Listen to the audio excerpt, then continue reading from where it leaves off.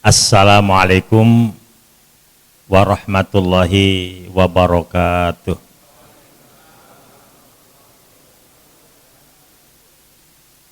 Bismillahirrahmanirrahim. Alhamdulillahirabbil alamin. Nahmaduhu wa nasta'inuhu wa nastaghfiruh. Wa na'udzu billahi min syururi anfusina wa min sayyiati a'malina. May yahdihillah fala mudhillalah wa may yudlil fala hadiyalah. Asyhadu an la ilaha illallah wahdahu la syarikalah wa asyhadu anna Muhammadan abduhu wa rasuluh la nabiyya ba'dah. Amma ba'd.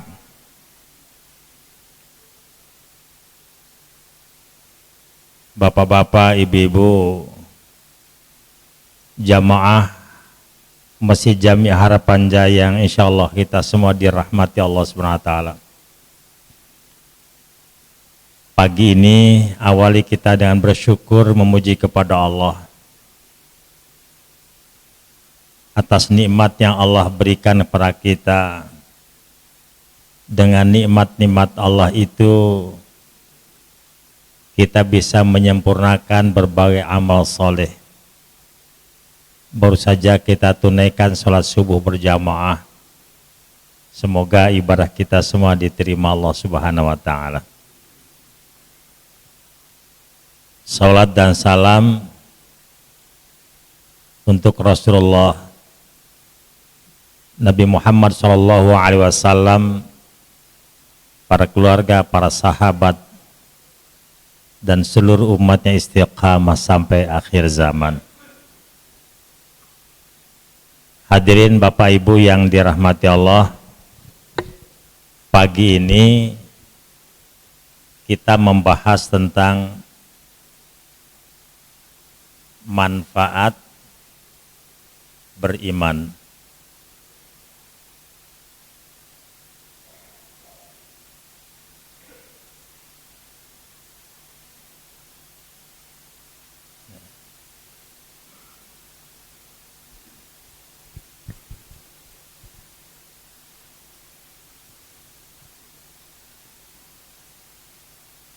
Orang-orang yang tahu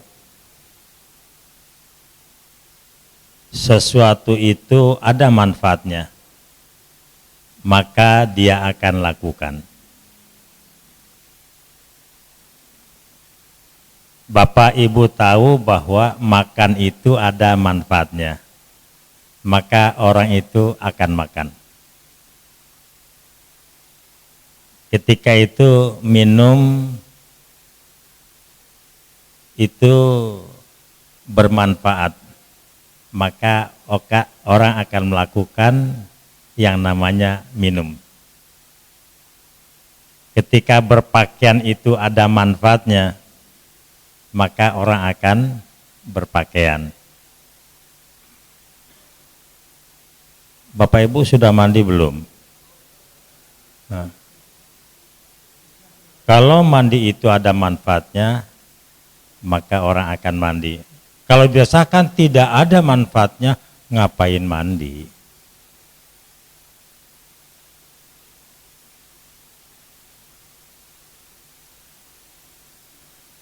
Badan fisik masih kuat. Duduk di tengah tanpa nyender pun nggak masalah. Ngapain nyender kalau tidak ada manfaatnya?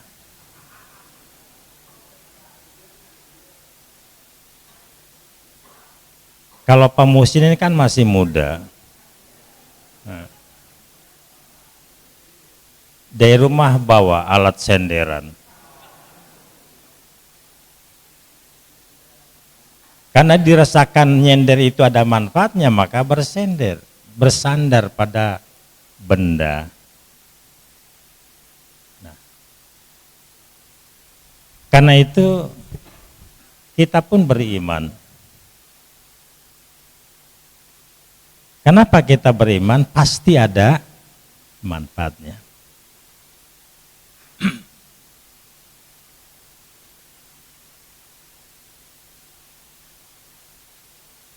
Din, agama.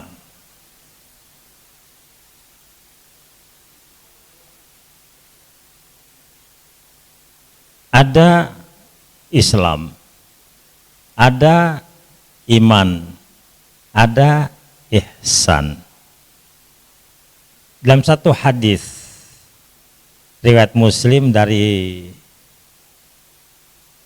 Umar bin Khattab, dalam hadis Jibril ketika Nabi diajak dialog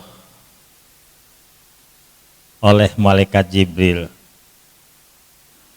dalam hadis yang cukup panjang, sangat populer. Suatu saat Nabi duduk berhadapan, Rasul duduk berhadapan dengan Nabi. Lutut malaikat Jibril didekatkan pada lutut Nabi. Tangan malaikat Jibril diletakkan pada paha Nabi.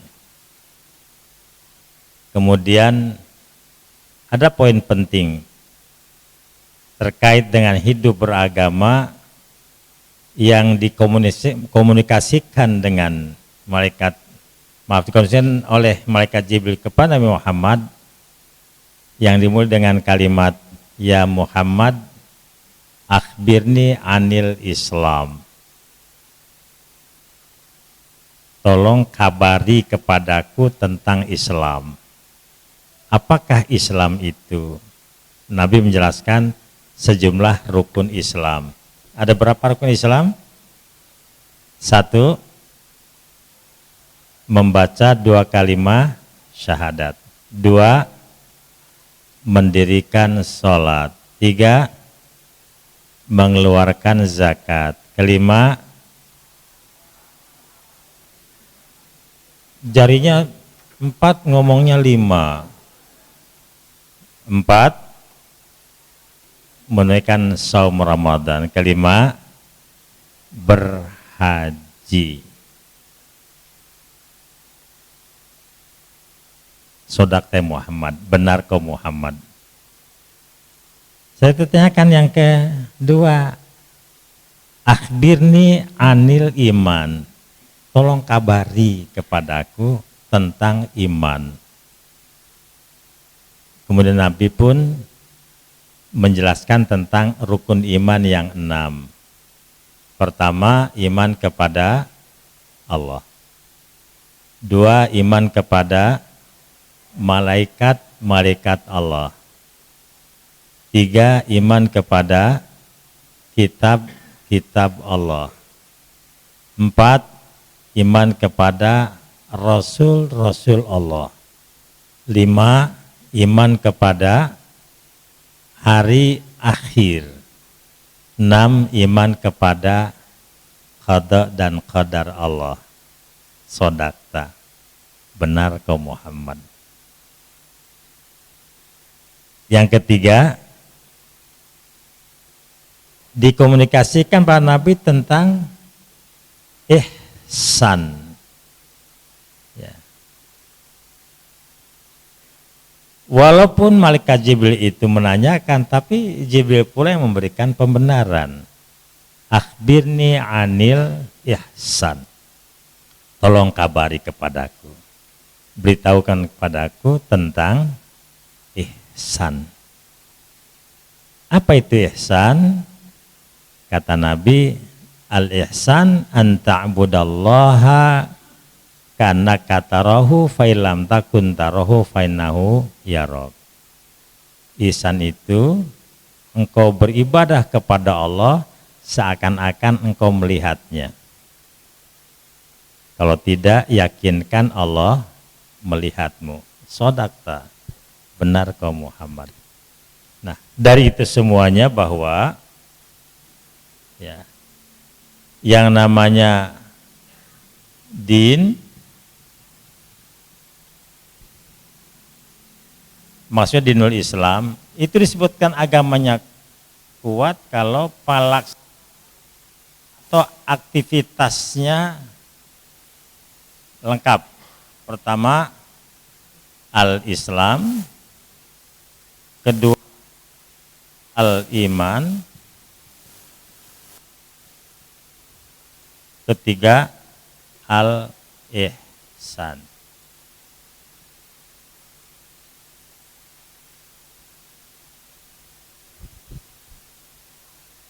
Kalau di hadis ini urutannya Islam dulu, iman, baru ihsan. Nah,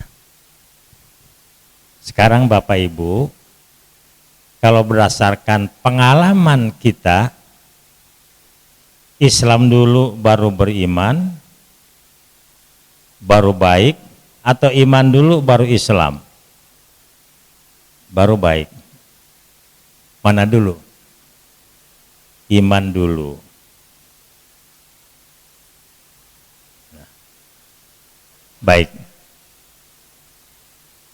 Bapak Ibu yang terhormat, sesungguhnya orang-orang itu pendekatannya berbeda-beda. Ada beriman dulu, baru Islam. Ada Islam dulu, baru beriman. Nah, baru ihsan.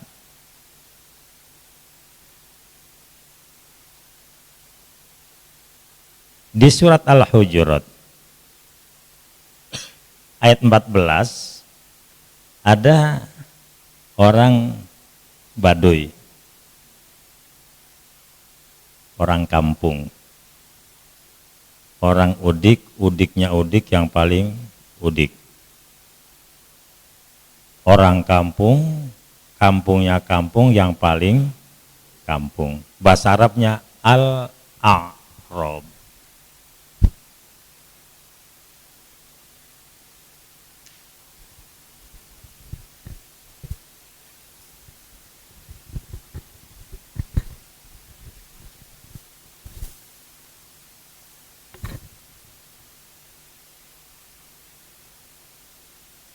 Al-a'rab.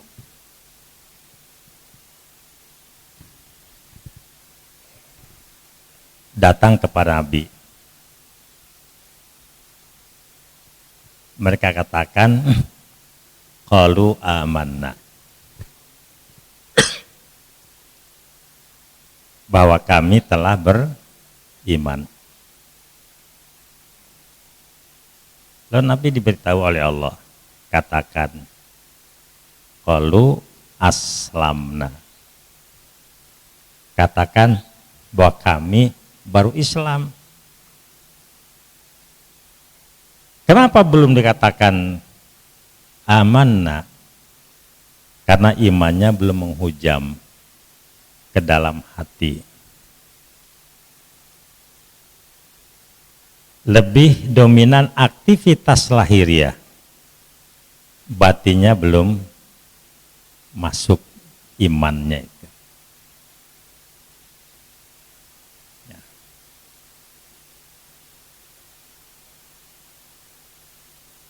Orang-orang yang baru Islam itu bisa saja hanya casing, dalamnya belum maksimal. Tapi kalau orang itu sudah amanna, mengatakan bahwa kami telah beriman dan keimanannya diakui, maka nanti dari iman itu memancar berbagai aktivitas.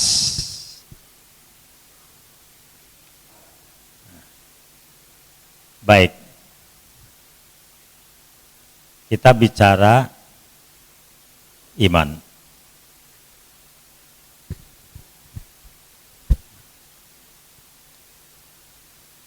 Kalau kita beriman, maka yang pertama, dia akan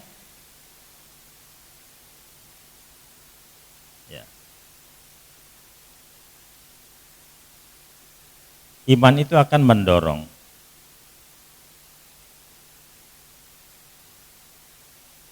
beramal.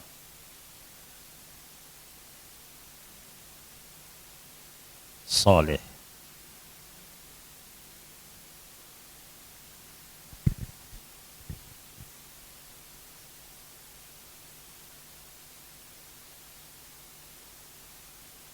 Iman yang dimiliki oleh seseorang nanti akan melahirkan aktivitas. Nah, Bapak Ibu, saya yakin datang ke sini karena dorongan iman. Betul Pak ya? Kalau datang ikut sholat subuh, ikut kajian, duduk berlama-lama sampai 6:30, dilanjutkan ngopi bersama, kira-kira nyita waktu berapa jam? Dari datang awal ke masjid, sholat tahiyatul masjid, iktikaf sambil menanti azan dikumandangkan, dilanjutkan ada jedah antara azan dan iqamah, ikut sholat dipimpin oleh ustadz kita yang bacanya bagus, bacanya fasih seperti Pak Budi, apa ya? Luar biasa. Duduk berlama-lama di sini, ini bisa 2 jam, bahkan lebih. Bapak Ibu datang ke sini, itu saya yakin sepenuhnya karena dorongan iman. Kalau tidak karena dorongan iman, saya nggak yakin Bapak Ibu rutin setiap Ahad subuh datang ke Masjid Jami Harapan Jaya. Itu makanya aktivitas yang didorong karena keinginan tertentu, bukan karena dorongan iman. Kalaupun dilakukan sifatnya sesaat.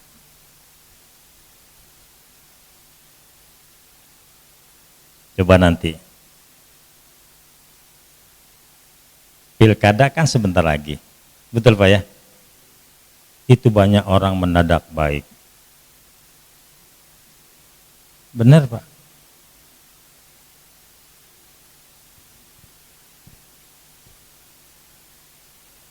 Fakir miskin didatangi, lembaga pendidikan didatangi, majelis taklim didatangi untuk minta dukungan suara. Sampai berangkat dari rumah pagi-pagi untuk ikut subuh keliling. RT ke RT, RW ke RW, kecamatan ke kecamatan terus keliling. Pertanyaannya, subuh keliling yang didorong karena kepentingan, ini berkesinambungan, berlangsung terus atau tidak? Saya yakin kalau dorongannya kepentingan hanya sesaat. Makanya istilah yang populer, subuh keliling disebut dengan suling, subuh keliling. Saya masih bersyukur Pak, namanya juga kelilingnya waktu subuh. Coba kalau kelilingnya maghrib, apa singkatannya? Maghrib keliling, disingkat maling.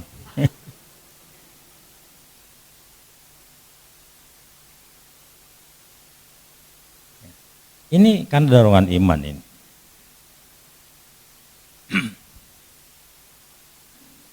Itu makanya khitab dalam Al-Quran banyak ditujukan kepada orang-orang yang beriman. Perintah Allah itu ditujukan pada orang-orang beriman. Contoh misalnya, perintah saum. Pada ayat yang sangat populer dan Bapak Ibu hafal semua. Tentang saum perintahnya apa? A'udzubillahi minasyaitonirrajim. Ya ayyuhalladzina amanu kutiba alaikumusiyam kama kutiba alal ladzina min qablikum la'allakum tattaqun.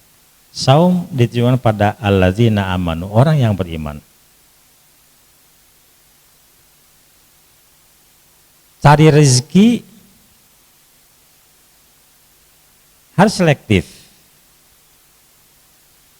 Di samping keseluruhan manusia disuruh untuk mencari rezeki yang halal dan thayyiban, juga di surat An-Nisa ayat 29 kalimatnya tujuan pada orang beriman. Ya ayyuhalladzina amanu la ta'kulu amwalakum bainakum bil batil.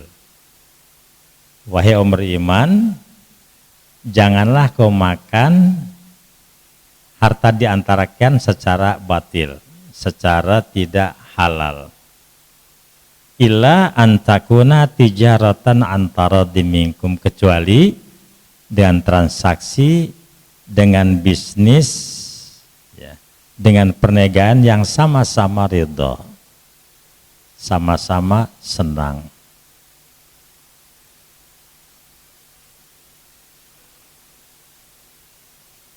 Dulu budaya orang Arab sebelum diutus Rasulullah, transaksi cukup dengan ngomong, hadaratul kalam, budaya bicara. Kalau sudah ngomong sah oke ya.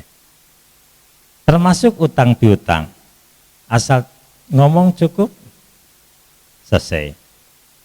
Islam datang, Al-Quran menjelaskan, ya ayyuhalladzina amanu idza tadayantum bidainin ila ajalim musamman faktubu. Wahai orang beriman, jika kamu melakukan transaksi yang dilakukan dengan tidak tunai, maka catatlah.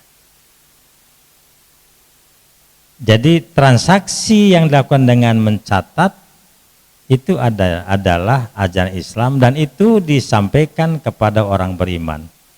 Makanya Bapak Ibu sekalian, kalau khitab Allah itu bisa direalisasikan, bisa diamalkan, itu hanya orang beriman, Pak. Makanya orang-orang beriman ketika diperintah Allah dan Rasulnya hanya satu sikapnya. Apa itu? Sami'na wa ta'na. Kami dengar, kami patuhi. Kami dengar, kami laksanakan. Orang beriman tidak ada sami'na wa fakkarna. Kami dengar, kami pikirin dulu. Kami dengar, kami pertimbangkan untung ruginya. Apalagi sami'na wa asaina. Kami dengar, kami abaikan. Nggak ada. Hanya orang beriman yang mengatakan sami'na wa ata'na.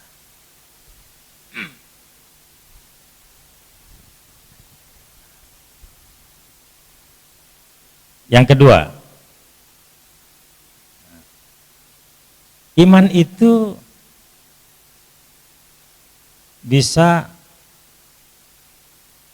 mengendalikan diri.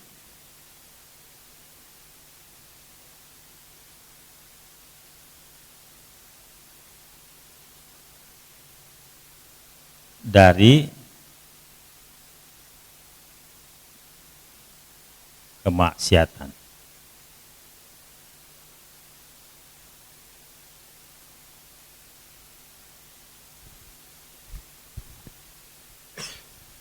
Baik. Orang-orang yang beriman itu hidupnya terkendali, Pak.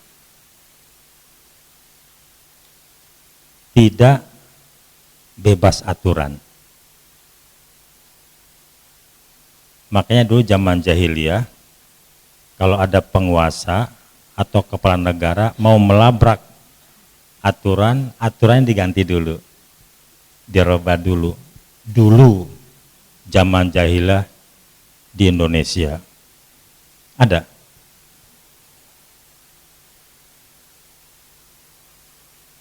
Itu tipe orang yang tidak beriman, Pak. Walaupun ngakunya beriman.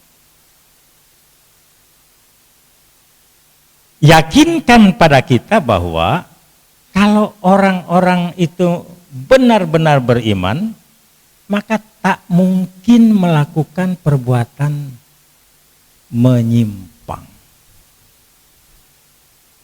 Sampai Nabi menjelaskan gini, la yazni zani hina yazni wa huwa mu'min. Orang nggak mungkin melakukan perzinahan kalau saat mau berzina dalam keadaan beriman. Wala yasrikus sarik hina yasrik wa huwa mu'min. Orang tak mungkin melakukan pencurian, melakukan tindak pidana korupsi, nyolong, nggak mungkin, Pak, kalau saat mau mencuri dalam keadaan beriman. Wala yashrabul khamra hina yashrab wa huwa mu'min. Seorang tidak mungkin mabok-mabokan kalau saat mau minum dalam keadaan beriman. Dan seterusnya. Oleh karena itu, keadaan apapun yang merangsang dia untuk melakukan penyimpangan pada aturan, maka ada namanya sensor diri. Yaj'allahu furqanan. Ya. Nolak, Pak. Batin kita tuh nolak. Contoh misalnya, Bapak Ibu, ini kan belum ada yang pensiun ya. Belum ada yang pensiun ya. Bapak Ibu yang belum pensiun, kalau uang gaji, uang tunjangan kan terukur setiap bulan berapa dapatnya, sekian juta. Di depan kita kebutuhan begitu banyak. Pada saat kita butuh, istri sakit, kemudian ada musibah, kendaraan tabrakan, belum lagi kebutuhan lainnya. Pada saat itu disodorkan, Bapak, Ibu, kalau Bu mau, ini ada uang loh, asal ikuti kegiatan ini, mau teken. Saat butuh duit ada tawaran, tapi rezekinya bukan halalan thayyiban. Pertanyaannya, sangat butuh, Bapak Ibu mau terima atau nolak?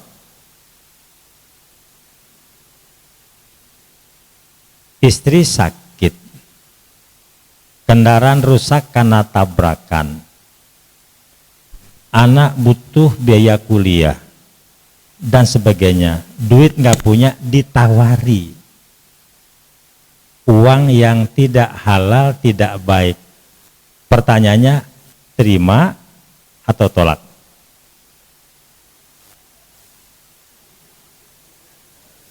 Terima atau tolak? Yang mana, Pak? Nah, di situ iman terukur.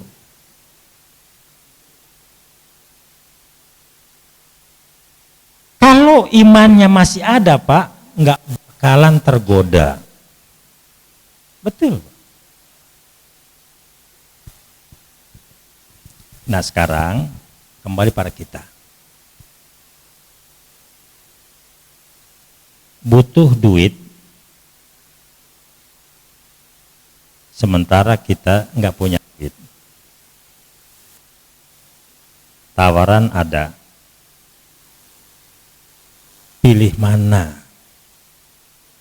Kita lapar, nggak punya duit, atau kita kenyang banyak duit tapi tidak halal? Mana? Hidup ini pilihan, Bapak Ibu. Benar?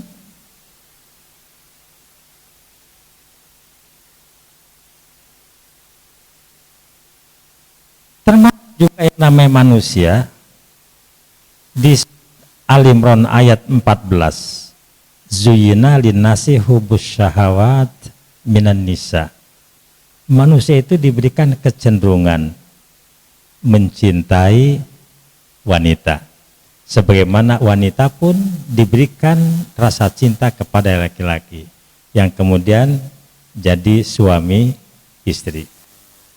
Tetapi pada saat-saat tertentu ada godaan. Ketika kita digoda oleh wanita yang cantik sekali, yang wanita itu lebih muda dari istri kita, Pak, lebih licin, lebih manis, lebih menarik. Kira-kira tergoda enggak, Pak? Di sini Pak letaknya.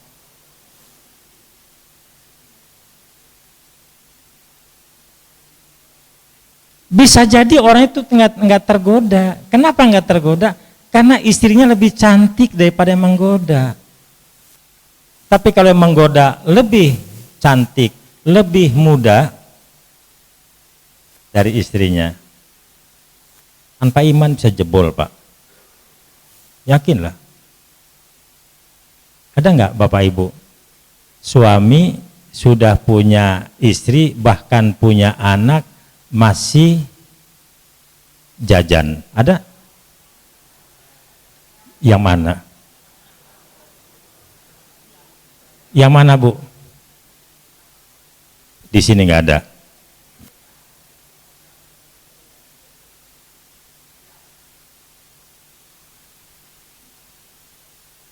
Saya teringat dulu mendengar obrolan di warung kopi. Ada ketertarikan wanita cantik. Satu mengatakan, apa sih kriteria cantik? Ada mengatakan, wah itu yang putih. Kalau yang hitam, yang keling, enggak cantik. Kata yang satu, saya justru tertarik karena hitamnya. Karena hitam maka tertarik. Paling tidak tiap malam bisa mencium Hajar Aswad.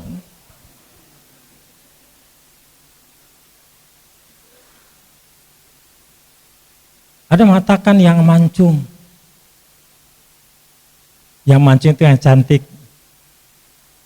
Ada orang yang tertarik karena ketidakmancungannya.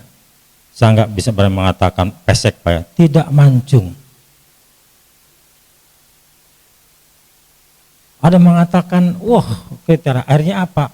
Ada mengatakan, wanita yang cantik adalah wanita kutilang dasi. Saya dengerin aja itu. Apa kutilang dasi? Rupanya singkatan, Pak. kutilang dasi, kurus, tinggi, langsing, dada berisi. Tolong Pak Sultoni jangan dicatat ya.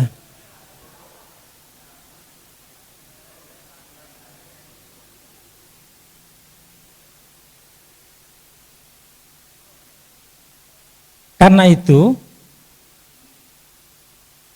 Nabi Yusuf alaihissalam yang saat itu belum jadi nabi, itu kalau tidak melihat tanda-tanda kebesaran Allah bisa tergoda Pak. Makanya dijebol pintunya, ternyata begitu didobrak pintunya, suami Zulaiha ada di depan pintu. Tapi yang namanya juga istri pejabat tidak mau kalah. Apa dalih yang dikemukakan seorang Zulaiha, istri pejabat saat itu? Dibangun opini, dibangun fitnah bahwa Yusuf mau memperkosa dirinya. Wah, sadis Pak. Padahal yang mau siapa? Zulaiha. Itu karena iman maka menolak Pak. Padahal di Al-Quran disebutkan bahwa dua-duanya sudah tertarik Pak. Hammat bihi wa hamma biha. Zulaiha sudah tertarik betul dengan kegantengan Nabi Yusuf. Wa hamma biha. Yusuf pun sudah tertarik dengan kemolekan tubuh Zulaiha. Karena pakaiannya sudah pakaian yang aduhai Pak.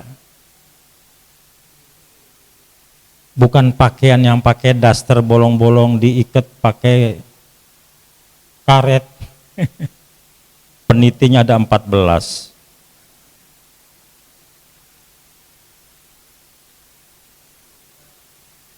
Betul Pak. Zulaiha sudah tertarik dengan Nabi Yusuf dan Yusuf pun sudah tertarik. Bahasa kita apa tertarik populernya Pak? Sama-sama udah ngebet Pak. Andaikan tidak melihat kebesaran Allah, jatuh pada kemaksiatan. Kalau gitu, apa membuat akhlak terkendali? Lagi-lagi iman.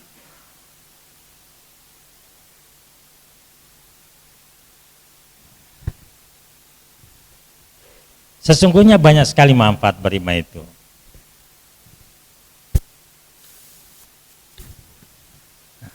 Di antaranya bahwa orang-orang yang beriman itu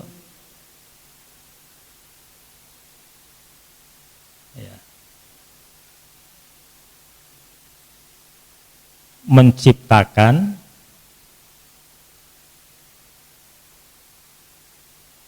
kebahagiaan.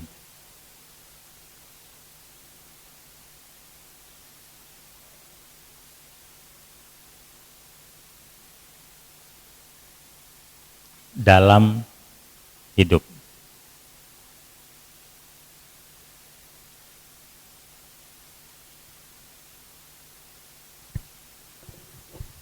Hidupnya bahagia.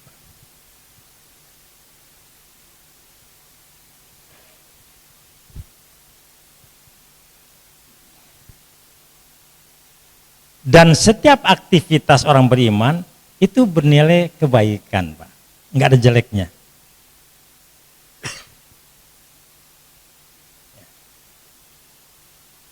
Tolong pada kita semua, Pak, jangan menjadikan ukuran hidup bahagia dengan sudut pandang orang kafir atau melalui ukuran kehidupan bahagia berdasarkan orang kafir.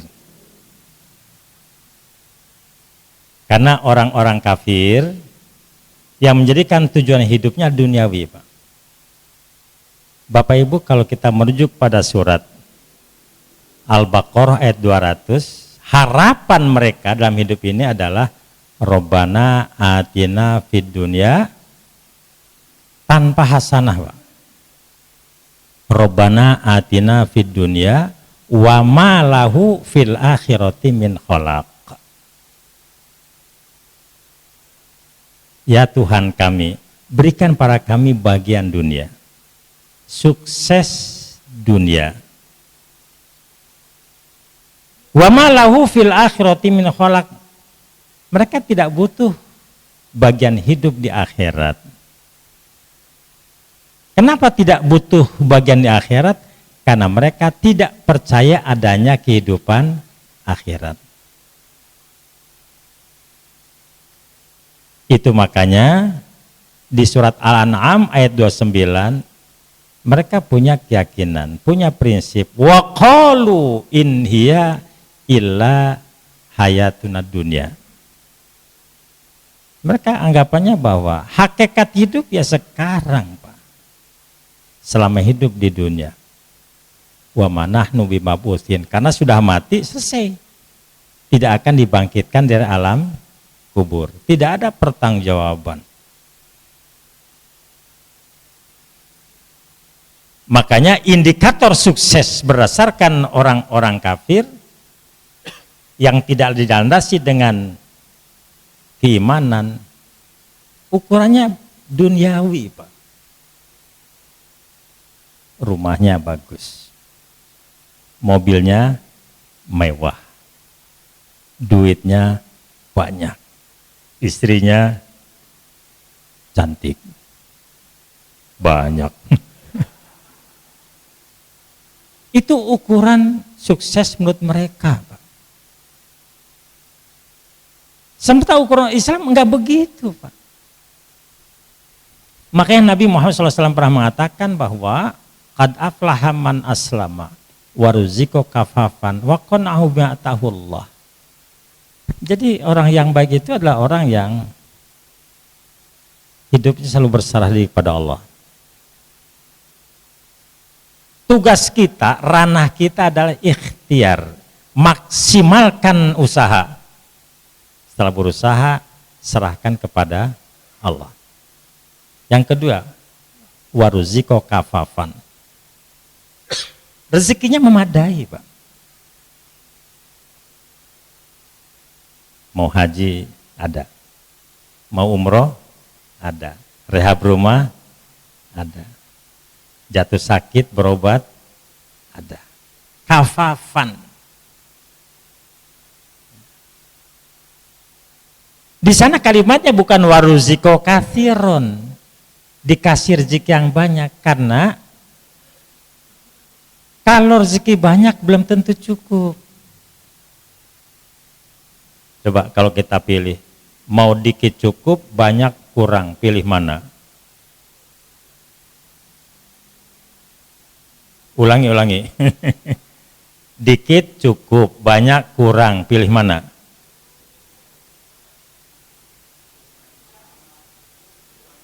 Banyak cukup, itu yang ketiga, Pak.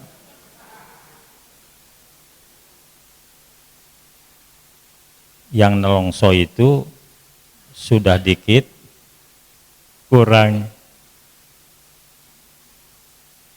Jadi waruziko kafafan, bukan waruziko kathiron.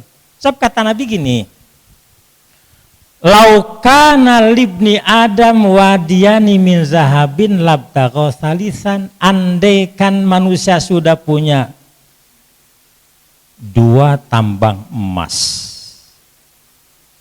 2 lembah emas level privat, dia akan mencari lembah emas yang ketiga. Wa in kana salisun labtagha rabi'an. Kalau dia sudah mendapatkan lembah emas yang ketiga, akan mencari yang keempat. Begitu seterusnya. Wala yamla'u aibnu Adam illa turab. Dan manusia tidak pernah akan merasa puas kecuali kalau sudah masuk tanah. Begitu meninggal dunia baru sadar. Wa mal hayatud dunya illa mata'ul ghurur. Kehidupan dunia itu hanya sekedar kehidupan yang memperdayakan, bukan kehidupan yang hakiki. Maka jangan heran kalau ada pejabat begitu duduk lupa berdiri, Pak. Ada. maunya 3 periode. Ada? Anaknya didorong-dorong walaupun tidak cukup syarat. Ada?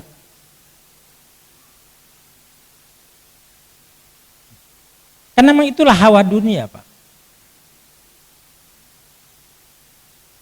Yang ketiga, wa qanna'ahu bima atahullah. Hidupnya selalu qanaah, Pak. Apa qanaah? Menerima dengan senang hati atas pemberian Allah setelah usaha maksimal. Itu namanya qanaah. Kalau bahasa Pak Nur Muzaki, nerimo. Tapi nerimo yang dimaksud adalah menerima setelah usaha maksimal. Apapun yang Allah berikan, dia senang dan itu yang terbaik buat dirinya. Terus yang keempat, kehidupan yang baik itu adalah kehidupan yang semua anugerah Allah itu digunakan untuk ibadah. Bapak punya istri, istri bapak mengantarkan ke surga. Bu punya suami, suami ibu mengantarkan ke surga. Bapak ibu punya anak, anak kita mengantarkan kita masuk surga. Bapak ibu punya rumah, rumahnya dijadikan sarana untuk meraih surga Allah. Bapak ibu punya kendaraan, gunakan untuk kebaikan menuju surga Allah. Luar biasa. Dan tolong memaknai doa Rabbana atina fid dunya hasanah, minta baik di dunia ini, bukan berarti kaya, bukan Pak.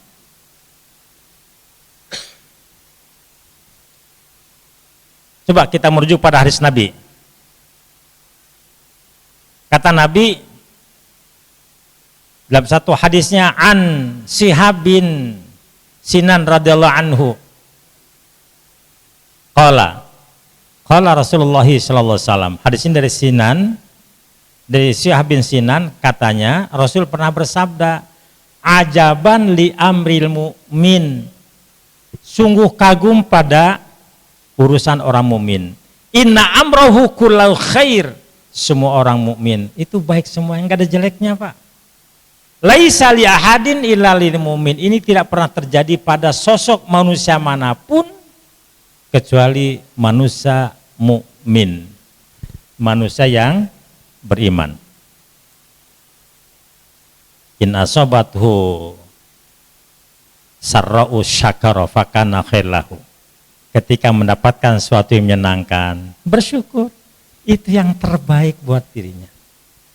Wa in asabathu dharra'u sabara fakana khairlahu, ketika mendapatkan sesuatu yang tidak menyenangkan lalu disikapi dengan sabar, itu pun yang terbaik buat dirinya.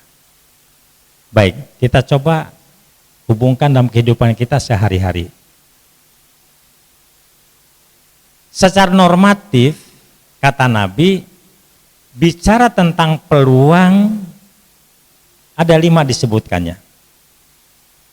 Iqtanim khamsan qabla khamsin, gunakan 5 sebelum datangnya 5.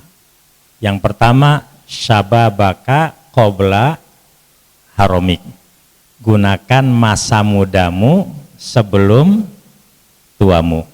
Yang kedua, apa? Sihataka qabla sakamik, gunakan waktu sehatmu sebelum datang sakitmu. Yang ketiga, farogoka qabla syuglik, gunakan waktu luangmu, waktu lapangmu sebelum waktu sempitmu. Yang keempat, ghinaka qabla fakrik, gunakan waktu kayamu sebelum datang kemiskinanmu. Yang kelima, hayataka qabla mautik, gunakan waktu hidupmu sebelum datang kematianmu. Nah, baik, saya kembali duduk ya, karena udah pegel berdiri.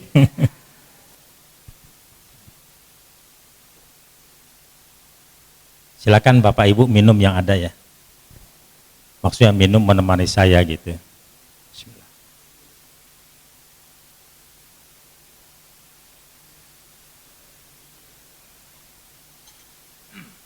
Baik. Sekarang iktanim khamsan qabla khamsin. Gunakan waktu mudamu sebelum datang tuamu. Memang waktu muda itu energik. Waktu muda itu penuh harapan. Mumpung masih muda, pengen itu, pengen ini, jadi menteri, jadi gubernur, jadi apa, silahkan. Sebab kalau sudah tua, kayak Pak An masih muda ya? Mungkin nggak Bapak jadi menteri? Tahu diri.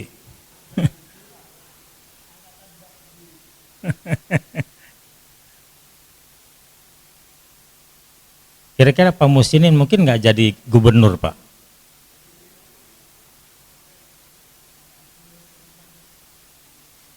Waktu muda itu waktu emas, Pak.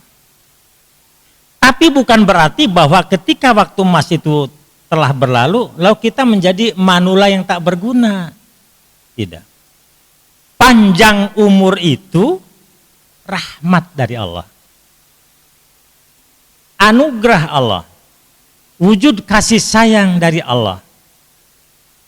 Dengan bertambahnya umur, kita menjadi orang lansia atau manula, manusia lanjut usia. Di situ waktu emas kita untuk melakukan muhasabah, melakukan pertobatan.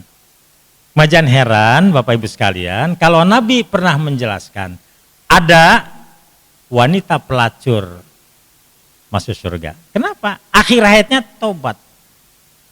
Pembunuh 100 orang masuk surga. Karena di penghujung hidupnya bertobat.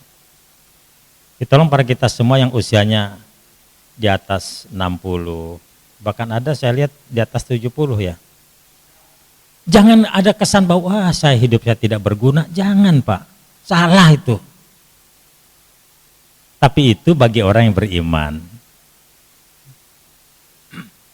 Begitu juga sihataka qabla sakamik. Orang sehat Pak bisa berbuat apa saja. Sehat bekerja maksimal, sehat bisa ke masjid, sehat bisa mengurus warga, sehat bisa mengurus masjid, sehat bisa mengurus yayasan, apa saja. Dengan sehat bisa berbuat. Kalau sakit, gak bisa berbuat apa-apa. Bahkan dirinya sedih perlu bantuan orang lain. Tapi kembali bahwa orang beriman tidak ada Pak kondisi yang buruk, keadaan yang jelek. Paling tidak ada 4 kebaikan. Allah berikan pada orang sakit, pertama, Allah mencintainya. Iza ahabballahu 'abdan ibtalahu, ketika Allah mencintai seorang hamba, Allah uji dia. Yang kedua, Allah angkat derajatnya. Yang ketiga, Allah hapuskan dosa-dosa dan kesalahan-kesalahannya. Yang keempat, Allah janjikan surga. Jadi orang sabar karena sakit, pemisah antara dirinya dan surga hanya kematian Pak. Begitu meninggal sudah dinanti oleh surga. Belum lagi Bapak Ibu sekalian, kelebihan orang beriman yang biasa melakukan amal soleh. Ketika amal soleh itu dilakukan dengan mudawamah, continue, berlangsung secara berkesinambungan. Apa kata Nabi? Iza maridul abdu au safaro kana lahu misluma ya'malu sohihan au muqiman. Ini Bapak Ibu, kalau kita badan sehat, malam tahajud enggak?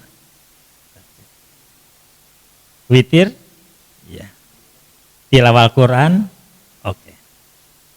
Ketika kita jatuh sakit yang menyebabkan tidak tahajud, tidak witir, tidak baca Quran, maka kebiasaan yang kita lakukan itu kemudian tidak dilaksanakan karena sakit, maka Allah catat sama saja dia melakukan kebaikan karena kondisi sakit. Maka jangan berkecil hati Bapak Ibu, ketika jatuh sakit merasa dirinya tidak bisa beramal soleh. Kalau penyebabnya sakit maka dia dapat pahala layaknya sohihan, seperti hanya orang yang dalam kondisi sehat. Safaro, melakukan perjalanan jauh. Bapak Ibu, kalau nyetir bawa kendaraan jarak jauh, entah ke Padang, entah ke Medan, apalagi ke Aceh sana, bisa nggak nyetir sambil tahajud? Nggak bisa. Karena melakukan perjalanan jauh menyebabkan tidak melakukan itu semuanya, tidak qiyamul lail, tidak tahajud, tidak witir, tidak tilawah dan amal soleh lainnya, maka tetap Allah catat dia itu melakukan itu. Dianggap sama saja beramal soleh melakukan itu, walaupun tidak melakukannya. Tapi ini berlaku bagi orang beriman, Pak. Begitu juga orang kalau hidupnya lapang, santai, banyak waktu, untuk melakukan apa saja bisa, Pak. Sholat tepat waktu, bahkan datang ke masjid sebelum azan dikumandangkan bisa, Pak. Kenapa? Waktunya panjang, waktunya banyak. Berjamaah tiap saat bisa dilakukan. Tapi orang yang sibuk dengan aktivitas duniawinya, dengan melaksanakan tugas-tugas pokoknya, menyebabkan dia sulit untuk sholat berjamaah, sholat di awal waktu. Ingat Bapak Ibu sekalian, al-ajru biqadri ta'am. Imbalan dari Allah, pahala dari Allah tergantung pada tingkat jerih payahnya. Ketika perbuatan baik bisa dikerjakan dengan mudah, tentu nilainya akan berbeda. Ketika perbuatan baik itu bisa dilakukan dengan susah payah. Termasuk meluangkan waktu bagi orang yang sibuk. Nah, yang keempat itu, ginaka qabla fakrik. Gunakan waktu kayamu sebelum datang kemiskinanmu. Hadirin Bapak Ibu sekalian, karena itu Pak, kita semua tolong yang sering sakit-sakitan jangan berkecil hati. Dulu waktu muda karena gaya hidupnya bebas, yang dikunjungi kemana? Ke diskotik. Setelah tua sakit-sakitan kemana? Ke apotek. Tiada hari tanpa minum obat. Aduh, saya hidup selalu minum obat. Bapak sekalian tolong, keluhan itu nggak perlu diungkapkan. Tolong bapak-bapak, kalau ada di antara kita atau keluarga kita jatuh sakit, jangan berobat itu jadi beban, Pak. Kata Nabi, likulida indawa fatadawau wala tatadawau bil haram. Setiap penyakit ada obatnya. Maka berobatlah kalian semua. Dan janganlah kamu berobat dengan cara yang haram. Jadi ketika kita melakukan atau menyempurnakan berobat secara maksimal, di situ ibadah, Pak. Jadi kalau Bapak Ibu ke rumah sakit untuk berobat, itu ibadah. Saya teringat Pak, hari Kamis kemarin, saya ngantar istri ke rumah sakit Darmais. Soalnya dokter yang menangani penyakit itu, ada beberapa pasien, dokternya ada pertemuan dalam bentuk seminar, Pak. Jadwal awalnya pagi, paling lambat jam 11. Ternyata jam 1 masih belum selesai seminarnya. Gelisah orang. Karena saya bisa bayangkan, kalau jam 10 dapat pelayanan, kan jam 12 sudah boleh pulang. Atau bahkan sampai rumah, yang rumahnya dekat. Ini jam 1 belum nyampe, Pak. Nah, di situ letak iman lagi-lagi. Cuman bahasa operasional, ya, Bapak Ibu, yang butuh itu kita, bukan dokter. Di sini letaknya orang beriman itu bersabar. Dan di samping itu bahwa menunggu dokter, menunggu tindakan dari dokter, termasuk menunggu resep di ruang farmasi, itu juga ibadah. Jadi kegiatannya sama, sudut pandang berbeda, value-nya berbeda. Kalau berobat dianggap beban, Pak, itu nggak happy Pak di rumah sakit. Anggap saja hotel. Ketika di rumah sakit ketemu dengan komunitasnya, anggap aja ini ajang silaturahim. Enak Pak hidup ini. Luar biasa. Belum lagi nanti Bapak Ibu sekalian, ketika keluhan yang dilakukan oleh orang yang tidak beriman, kemudian kita warnai itu semuanya dengan iman, insya Allah maslahat. Bapak Ibu, kalau poin 1, 2, 3, 4 itu masih ada peluang, Pak. Tadi sebutkan, gunakan waktu mudamu sebelum datang tuamu. Ketika usia tua bisa melakukan perubahan, perbaikan diri. Gunakan waktu sehatmu sebelum sakitmu. Orang sudah jatuh sakit masih bisa berbuat baik, Pak. Bahkan berbuat yang terbaik. Orang sibuk, banyak aktivitas, bisa dilakukan aktivitas dengan kesibukannya. Termasuk ketika jatuh miskin, dengan kemiskinan bisa berbuat yang terbaik. Tapi yang kelima ini nggak bisa, Pak. Hayataka qabla mautik. Gunakan masa hidupmu sebelum datang kematianmu. Sekarang kalau sudah mati bisa nggak melakukan perbaikan? Nggak bisa. Itu makanya di surat Al-Mu'minun ayat 99 dan 100. Curhatan orang-orang yang selama ini tidak beriman, tidak beramal soleh. Rabbirji'un. Ya Tuhanku, kembalikan aku ke dunia. Apa tujuannya? La'alli a'malu solihan fima taraktu kalla. Agar aku dapat melakukan amal soleh yang dahulu aku tinggalkan. Kalla, enggak mungkin itu. Innaha kalimatun huwa qailuha. Itu hanya dalih yang diucapkan saja. Mengapa? Wa mi waraihim barzahun ila yaumi bu'tsun. Karena dirinya dibatasi dengan namanya barzah. Pembatas. Sampai dia dibangkitkan dari alam kubur. Nah, barzah ini sebutan lain alam kubur, Pak. Maka ketika ada orang yang sudah meninggal, nggak mungkin, Pak, hidup kembali ke alam dunia.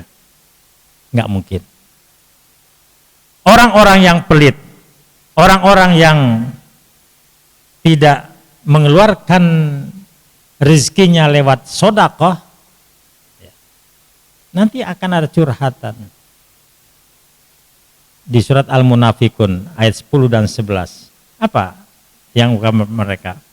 Rabbi laula akhartani ila ajalin qarib. Ya Tuhanku, andaikan undurkan waktu sesat sebentar saja.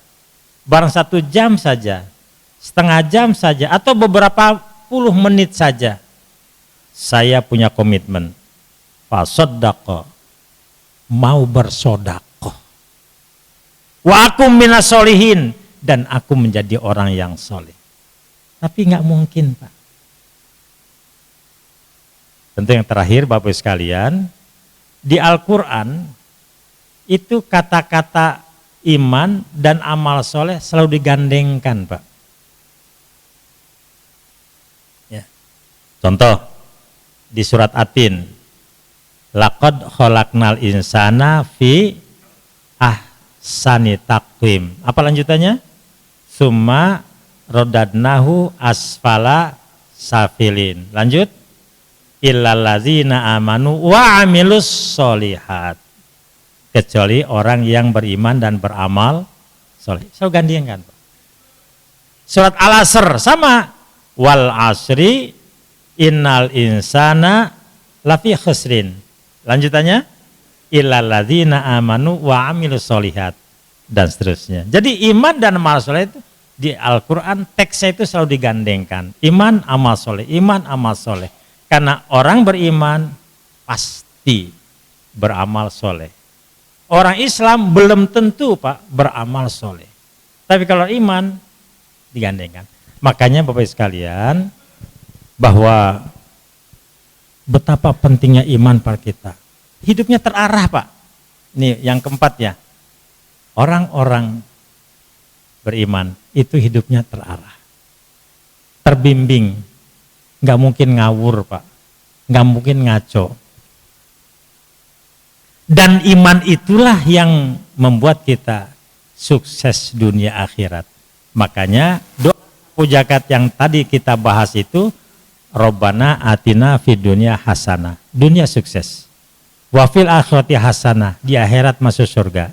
Yang ketiga, waqina azabannar, terbebas dari azab api neraka.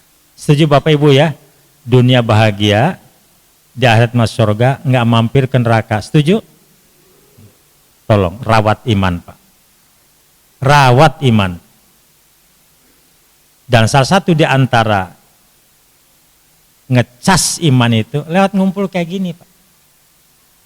Majelis-majelis zikir, majelis-majelis ta'lim, kajian-kajian Islam. Makanya ketika iman dicas,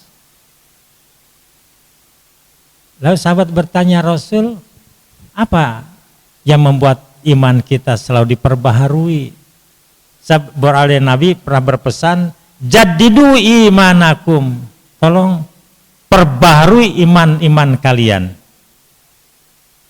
Kemudian kata para sahabat, ya Rasul, gimana caranya? Kaifanu jadidu imanana, bagaimana cara memperbarui iman kami? Ola akhiru min zikri min qawli la ilaha illallah. Perbanyak mengucapkan zikir berupa la ilaha illallah. Itu saja Bapak Ibu yang dapat sampaikan, dan masih banyak lagi ya. Ini teksnya untuk kita semua. Beruntunglah Bapak Ibu orang yang hidupnya didasari dengan iman. Maka di surat Al-Mu'min disebutkan qad aflahal mu'minun. Beruntunglah orang-orang yang beriman. Sekian, terima kasih. Assalamualaikum warahmatullahi wabarakatuh.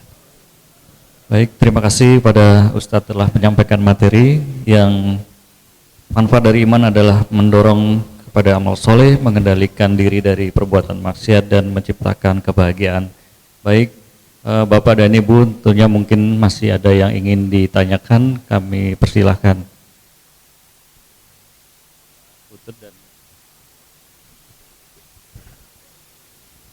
Assalamualaikum warahmatullahi wabarakatuh.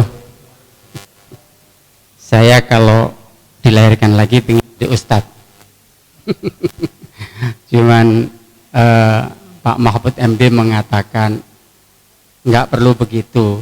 Hidup ini tentukan makomu. Ya, kalau mau jadi insinyur, jadilah insinyur yang Islami. Mau jadi ahli keuangan, jadilah keuangan yang Islami. Ustadz menarik sekali berbicara dengan iman. Ya. Inna dina indallahil Islam. Ya. Nah, Islam itu banyak aliran, Ustadz. Ya. Kita udah nggak bicara lagi Sunni Syiah aja, udah nggak akur, kira-kira begitu, Ustadz ya. Ini ada aliran yang sekarang sedang mengejala ke anak muda, Ustadz. Ya. Dan itu saya alami di saudara saya, Pak Ustadz. aliran Murji'ah.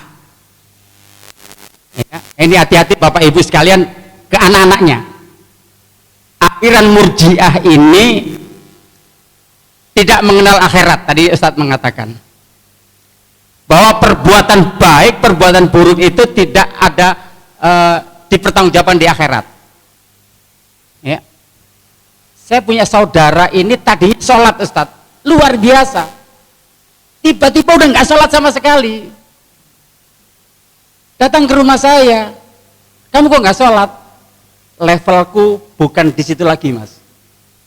Coba level dia bukan di situ lagi. Dia mengatakan levelnya ini Ustadz, 3 ini dilakukan Ustadz, iman ini Ustadz, mendorong beramal soleh. Dia menghidupi janda yang ada di kampung. Orang sekolah nggak mampu dibiayain Ustadz, luar biasa. Tidak maksiat Ustadz, hidupnya bahagia. Anak-anaknya kerjanya luar biasa Ustadz, di perusahaan-perusahaan besar, dan melakukan ini Ustadz. Jadi tatkala diajak sholat anaknya, levelku sudah bukan lagi di situ. Kalau Om Budi masih di situ, jalankan saja. Wah, ini Ustadz mohon penjelasan Ustadz. Ini dia tetap mengatakan ini Islam, gitu loh. Ya karena dia ya belajar tentang macam-macam aliran itu Ustadz. Nah dia memilih Murji'ah itu Ustadz. Mohon penjelasan Ustadz agar kami juga bisa, kebetulan ini saudara sendiri Ustadz, jadi kan wah ini makanya saya ingin kembali jadi Ustadz aja gitu. Terima kasih. Wassalamualaikum warahmatullahi wabarakatuh. Waalaikumsalam warahmatullahi wabarakatuh. Silakan berikutnya. Bismillahirrahmanirrahim. Assalamualaikum warahmatullahi wabarakatuh. Pak Ustadz yang kami hormati, mungkin sedikit mengenai Pak Budi, Pak. Pak Budi ini belum nggak sampai jadi Ustadz tapi menjadi orator ulung, makanya cocok jadi pemimpin lah. Ya.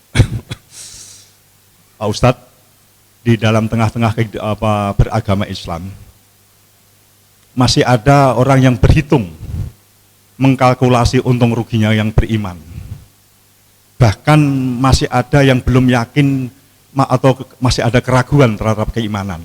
Bahkan mencari alasan-alasan, nah untuk apa sih kita beriman? Saya sedikit ingin mengutip sekilas dialog antara Nabi Ibrahim dan sama Allah. Mungkin kalau salah tolong diluruskan Pak Ustadz. Ya Tuhanku, perlihatkanlah kepadaku bahwa Engkau menghidupkan yang mati. Allah berfirman, apakah engkau belum percaya? Jawabnya Nabi Ibrahim adalah, aku percaya, tapi untuk ketenangan hati. Makanya seperti apa yang dikatakan Pak Ustadz tadi, bahwa iman itu adalah di dalam hati, di lubuk hati.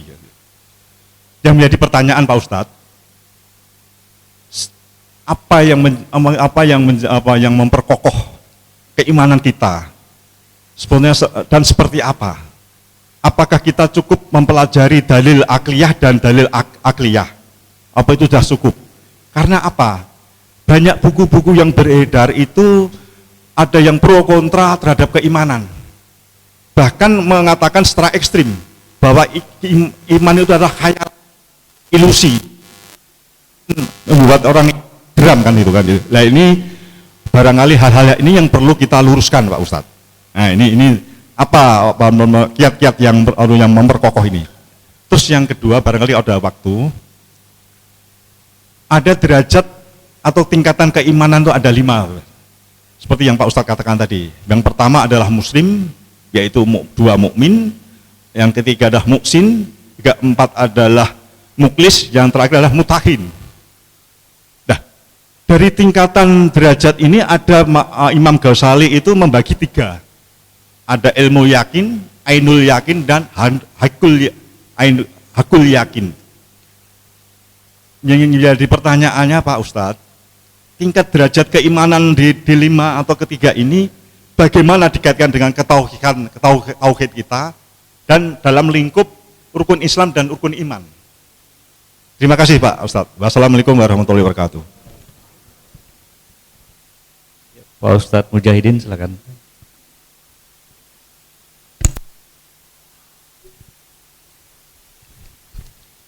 Assalamualaikum warahmatullahi wabarakatuh.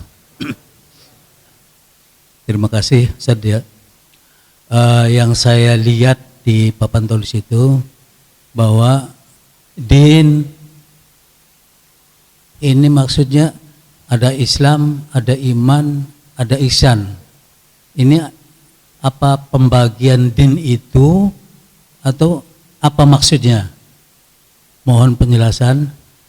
Karena dalam hadis yang lain itu disebutkan ad-dinun nasihah. Din itu adalah saling menasihati. Itu yang dalam satu hadis yang saya pahami bahwa din itu adalah saling menasihati satu sama lain. Tapi dalam catatan sini, ini saya mohon penjelasannya. Din, ada Islam, ada iman, ada ihsan. Apa ini din ini dibagi? Ada din itu din Islam, atau din iman, atau din ihsan? Mohon penjelasannya. Terima kasih. Assalamualaikum warahmatullahi wabarakatuh. Waalaikumsalam. Mungkin ibu-ibu ada yang ingin menyampaikan pertanyaan. Cukup ya? Ada ibu-ibu? Cukup. Baik.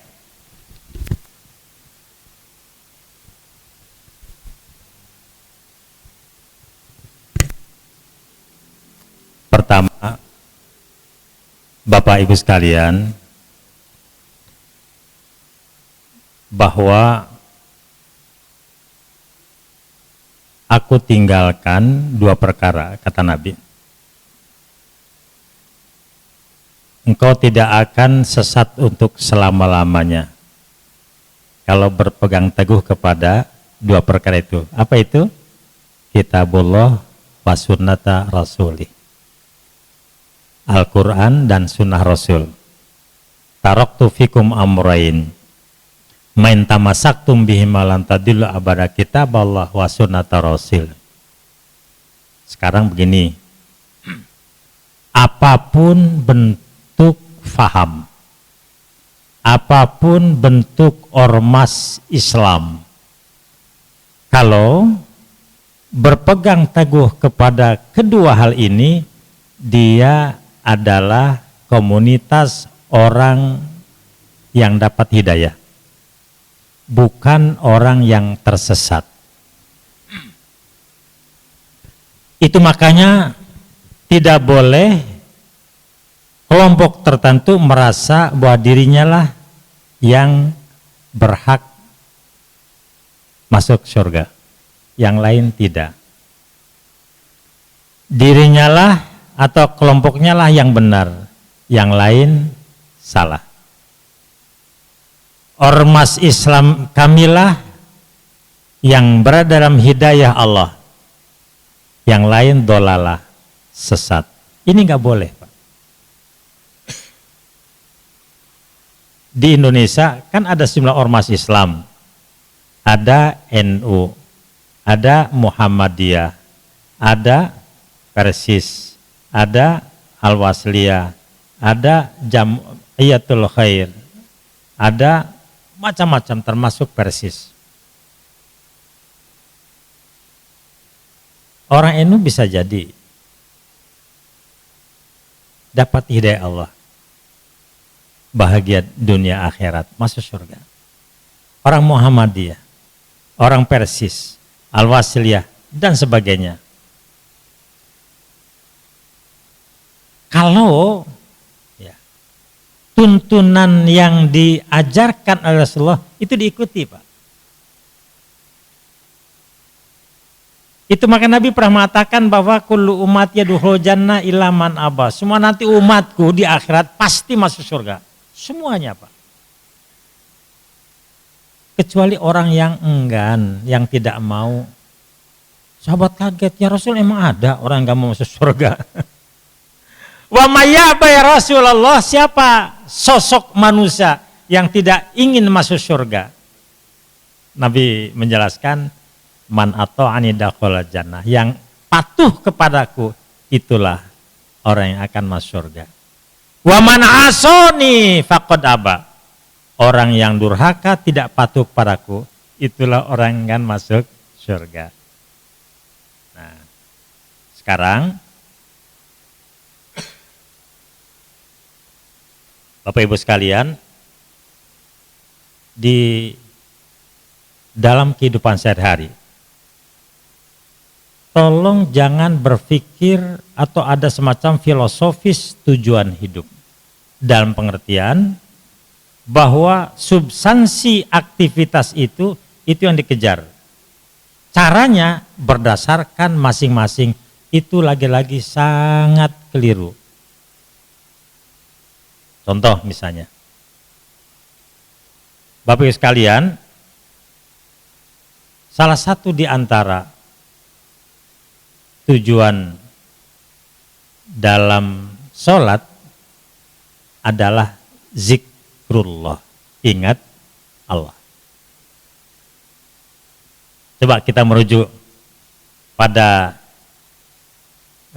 surat Toha ayat yang ke-14. Innani anallah la ilaha illa ana fa'budni wa aqimis sholata li zikri. Sesungguhnya aku ini Allah, tidak ada Tuhan yang berhak diibadati kecuali aku, maka itu sembahlah aku dan dirikan sholat untuk ingat aku, untuk zikir kepadaku.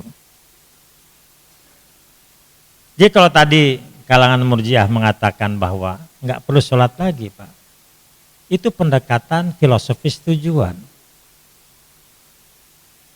Nah, kalau tadi disebutkan ikut Rasulullah tidak akan tersesat, kita merujuk role model uswatun hasanah umat yang beriman siapa, Pak?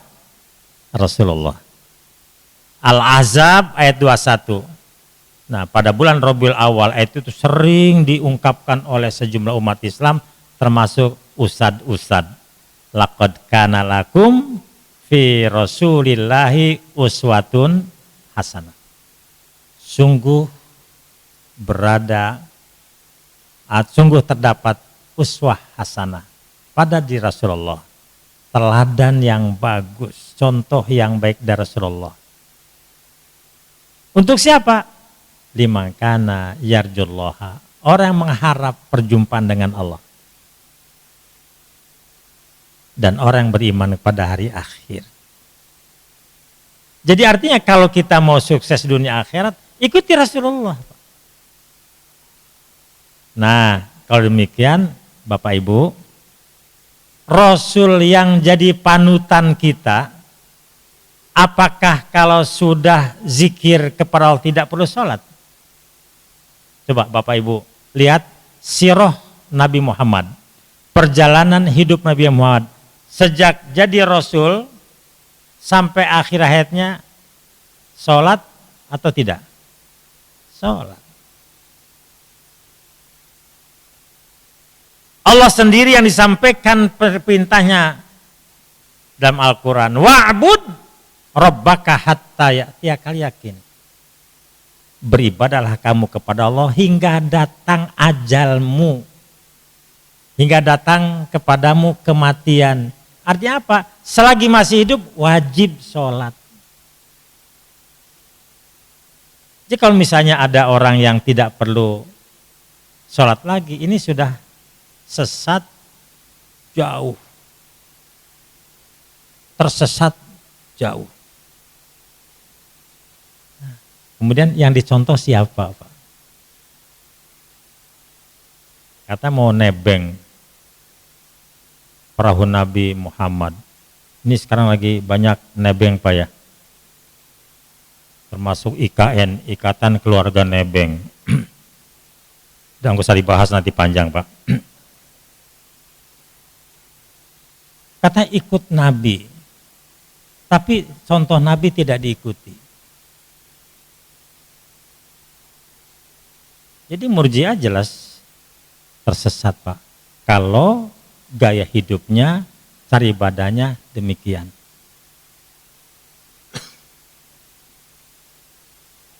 Memang betul bahwa ketika zikrullah hati tenang Pak. Makanya dalam surat Ar-Ra'd ayat 28 itu disebutkan bahwa orang-orang yang cerdas itu ada dua Pak. Pertama, allazina amanu, orang-orang yang beriman. Berarti orang kafir itu goblok Pak. Orang kafir itu bodoh. Orang kafir itu dungu. Kenapa bodoh? Kenapa goblok? Kenapa dungu? Karena dia tidak bisa menentukan siapa Tuhannya Pak. Bodoh Pak, bukan Tuhan dianggap Tuhan. Goblok, salah diikuti. Ingat Pak ya, al-haqqu mir rabbik, kebenaran yang hakiki datang dari Allah. Bahkan kalau merujuk pada surat Al-Kahfi ayat 29, wa qul haqqu mir rabbikum, katakan yang benar itu datang dari Allah. Adapun respon manusia silakan, hidupnya kan pilihan. Faman apa? Wa qul haqqu mir rabbikum wa man syaa, faman syaa falimin wa man syaa falyakfur. Mau berimanlah silakan. Mau kafir, mau menolak ajaran Allah, silakan. Tapi jelas semua hidup ini ada konsekuensinya. Bagi orang yang menolak ajaran Allah, inna a'tadna lizzalimina naran ahata bihim suradiquha. Yang menolak kebenaran, Allah siapkan padanya azab yang gejolaknya mengepung mereka. Ketika mereka kehausan minta minum, dikasih minum Pak. Tapi minuman dari lelehan logam yang sangat panas.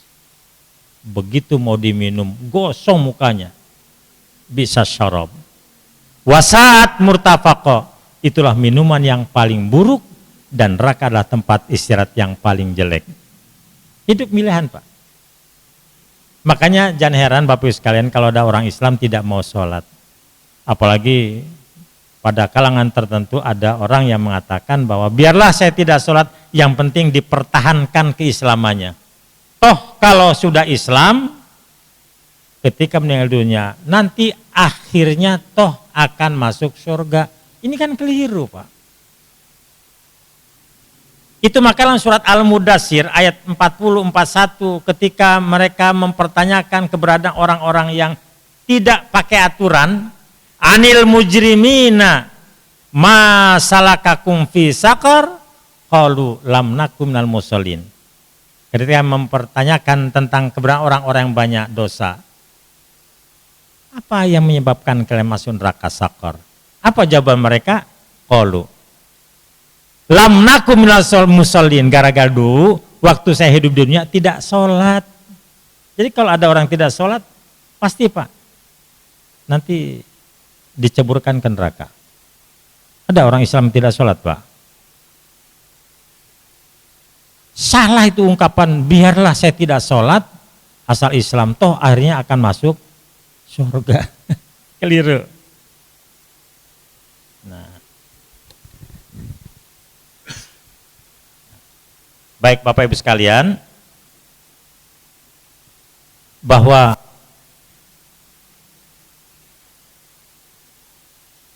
dulu, ini kaitan Pak Putut ya, bukan hanya Nabi Ibrahim Pak, Nabi Musa juga sama.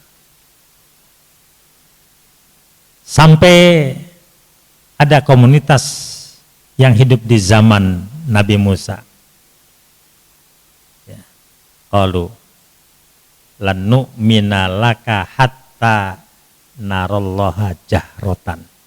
Kami tidak akan beriman kepadamu sebagai Rasulullah sehingga engkau bisa memperlihatkan Allah dengan mata kepala saya sendiri. Kalau Nabi Ibrahim, tolong tunjukkan bagaimana cara Allah bisa menghidupkan yang sudah mati itu. Kemudian Allah menyuruh apa? kumpulkan 4 ekor burung dicincang, Pak. Satu ditaruh di satu bukit, satu lagi taruh lagi, terus di bukit yang berbeda. Kemudian setelah dipencar-pencar, dipanggil burung itu. Allah hidupkan kembali, Pak. Kaki yang ada di sana kumpul dengan badan yang ada di sini, kepalanya begitu seterusnya. Dan dipanggil bisa mendekat kepada Nabi Ibrahim. Subhanallah. Makanya disebutkan, apa kamu tidak beriman kepadaku?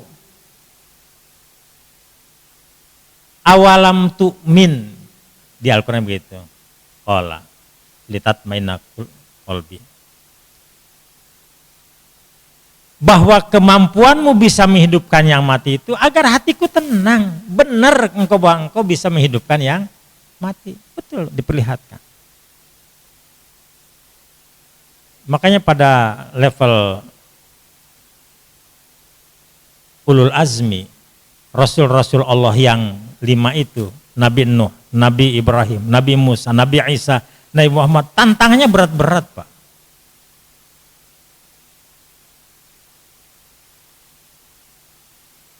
Itu makanya ya lagi-lagi peran iman, Pak.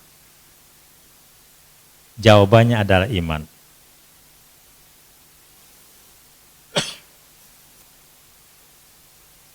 Bapak Ibu sekalian, dalam hidup ini Allah kasih basirah, mata hati. Makanya tidak sedikit Nabi berpesan istafti qalbak. Ya. Mintalah fatwa, tanyakan pada dirimu, pada hatimu. Sebab hati kita itu bisa membedakan ini salah, ini hak, ini batil. Lidah mengatakan ini benar. Hati nggak bisa dibohongi, Pak. Lidah mengatakan ini salah. Hati nggak bisa dibohongi, Pak.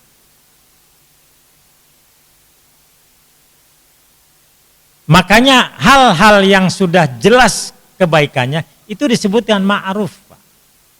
Makanya sebutkan amar ma'ruf, mengajak yang baik. Ma'ruf itu asal kata arofa, mengenal.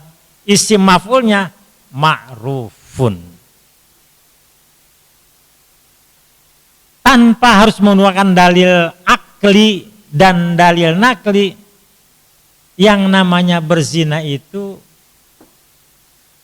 mungkar, perbuatan yang tercela.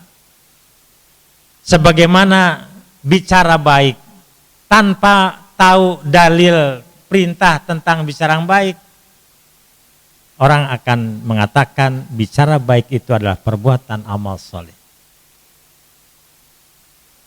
Tanpa menggunakan akal pikiran, tanpa menggunakan dalil-dalil, bahwa menutup aurat itu adalah baik. Itu ma'ruf. Nah, makanya ayat Al-Quran itu ada yang sifatnya informatif, ada yang sifatnya konfirmatif. Yang belum tahu Allah kasih tahu. Secara keseluruhan manusia tahu, Allah berikan pembenaran. Konfirmatif. Coba lihat ayat Al-Quran. Ada yang sifatnya informatif, ada yang sifatnya konfirmatif. Pada bagian hal-hal yang perlu pendalaman, ini bicara apaan ya? Pendalaman. Ini perlu, Pak, diasah akal kita, diasah dalil yang harus kita gunakan pijakan untuk melakukan satu sikap. Makanya ada istilah dalil nakli dan dalil akli. Dalil nakli adalah dalil yang diambil di Al-Quran dan hadis Nabi. Dalil akli, dalil logika. Dan manusia punya akal sehat semuanya. Hanya persoalannya dipakai atau tidak akal sehat itu.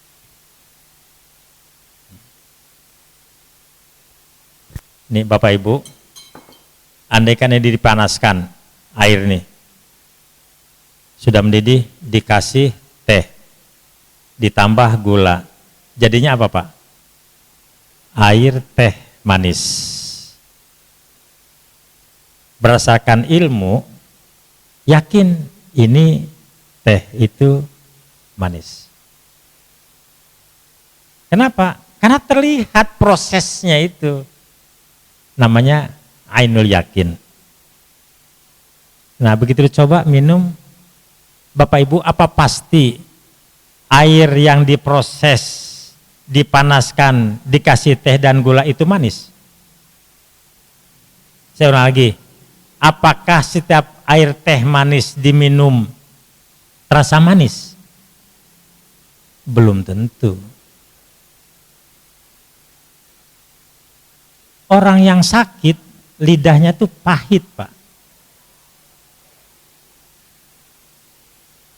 Bisa jadi yang manis pun terasa pahit.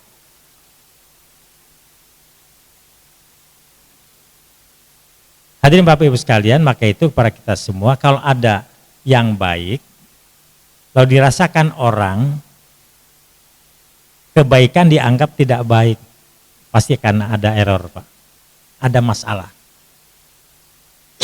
Itu makanya ajaran Islam itu sangat objektif. Ketika orang memandang Islam itu a priori, mungkin ada subjektivitasnya Pak. Karena ada kepentingan dan sebagainya. Jadi ilmu yakin, hakul yakin, itu harus satu paket keseluruhan Pak. Jangan dipilah-pilah. Memang betul kata Nabi bahwa kulunas halka ilal alimun. Jadi semua manusia akan celaka Pak, kecuali orang berilmu. Wal alimun halka ilal amilun, orang yang berilmu pun akan celaka kecuali yang mengamalkan ilmunya. Ada Pak orang pinter tapi keblinger Pak, ada. Wal amilun halka illal mukhlisun. Dan orang yang mengamalkan ilmunya pun masih celaka kecuali orang yang melakukan dengan cara ikhlas. Wal mukhlisuna fi khotun azim. Dan orang Islam, orang yang ikhlas pun masih dalam kekhawatiran yang besar. Sebab ikhlas ini harus dirawat Pak. Bisa jadi sekarang mengatakan ikhlas, besok tidak ikhlas lagi. Ini fakta Pak. Yang pernah sampaikan beberapa tahun yang lalu. Ketika ada orang musafir mau berkunjung pada saudaranya, ternyata saudaranya sudah pindah. Datang ke pengurus masjid, tolong bantu kami untuk pulang kampung ke Jawa Tengah. Kami kumpulkan Pak sejumlah jamaah, bukan hanya untuk ongkos pulang kampung, tapi juga sampai rumah bisa beli beras dan sebagainya. Bapak Ibu ikhlas, oh ikhlas banget. Begitu beberapa bulan kemudian terdengar bahwa yang tadi itu, ibu dan anaknya itu modus. Ternyata di Jatinegara terjadi lagi oleh orang yang sama. Begitu ceritaan pada orang, Bapak Ibu tahu nggak yang kemarin datang katanya musafir perlu ongkos, ternyata melakukan modus lagi di Jatinegara. Wah, kurang ajar, saya nggak ikhlas. Loh, kok nggak ikhlas? Tadi katanya ikhlas. Jadi tolong Bapak Ibu sekalian, kalau Bapak Ibu sudah ikhlas beramal, sudah lepaskan saja. Adapun orang itu berbuat zalim, urusan dirinya dengan Allah. Setuju ya? Makanya wal mukhlisuna fi khatarin azim. Orang Islam pun itu dalam kekhawatiran yang sangat besar. Nah, yang berikutnya Bapak sekalian, ini Pak Ustadz ini luar biasa. Ada agama Islam, agama iman, agama ihsan. Bukan begitu Pak. Begini perlu saya sampaikan, nanti merujuk pada surat Al-Baqarah ayat 208. Teksnya jelas sekali. Apa bunyinya? Ya ayyuhalladzina amanu dukhulu fisilmi kafah.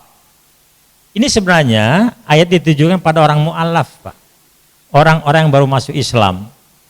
Wahai orang-orang yang telah beriman, ya. Udkhulu fisilmi kafah. Masuklah ke dalam Islam secara total. Artinya apa? Kalau masuk Islam, maka tolong akidahnya Islami, ibadahnya Islami, akhlaknya Islami, totalitas.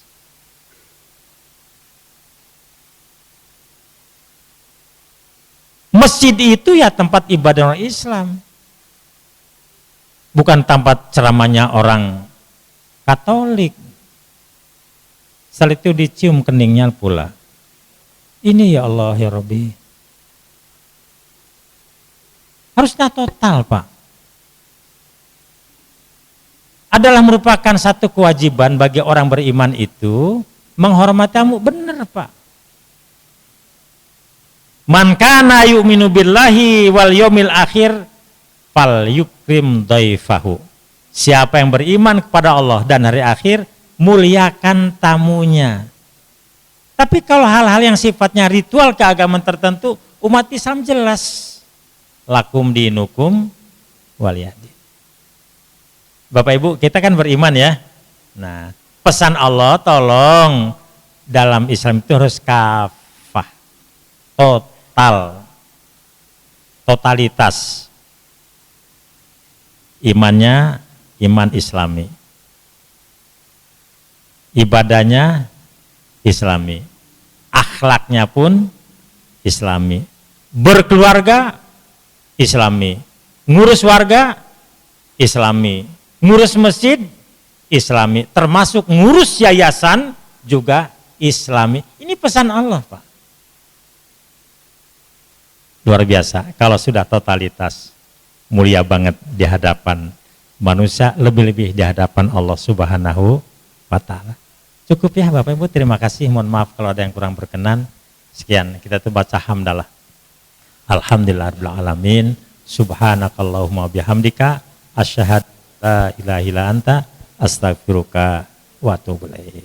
Assalamualaikum warahmatullahi wabarakatuh.